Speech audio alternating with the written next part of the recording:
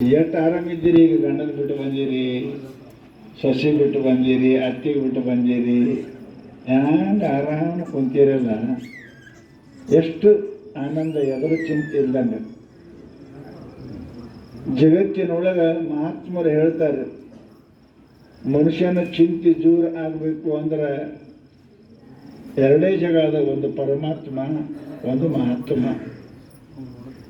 ಇವೆರಡೂ ಬಿಟ್ಟು ನೀವು ಎಲ್ಲಿ ಹೋದ್ರೂ ನಿಮ್ಮ ಚಿಂತೆ ದುಃಖ ದೂರ ಆಗಲಿಕ್ಕೆ ಸಾಧ್ಯನೇ ಇಲ್ಲ ಅಂತ ಹೇಳ್ತಾರೆ ಮಹಾತ್ಮರು.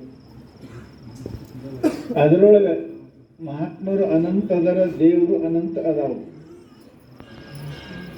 ಅದರಾಗ ಸರ್ವ ದೇವರು ಅಂದ್ರೆ ಶಿವ.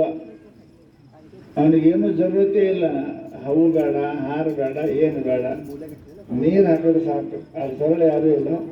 ಅಲಂಕಾರ ಪ್ರಿಯೋ ವಿಷ್ಣು, ಜಲಧಾರ ಪ್ರಿಯೋ ಶಿವ. ವಿಷ್ಣು ಪರಮಾತ್ಮ ಪೂಜೆ ಮಾಡೋಕೆ ಭಾಳ ಚಂದ ಅಲ್ಲ, ಅಲಂಕಾರ ಆಗ್ಬೇಕ್ರಿ, ಅಂದ್ರೆ ಪ್ರಸನ್ನ ಆಗ್ತಾನ. ಶಿವನಿಗೇನಿಲ್ಲ, ಎತ್ತಿ ನೀರು ಹಾಕಿದ್ರೆ ಸಾಕು, ಸಾಕಟ್ಟೆ ಅವನಿಗೆ, ಅವನು ಪ್ರಸನ್ನ ಆಗ್ತಾನೆ.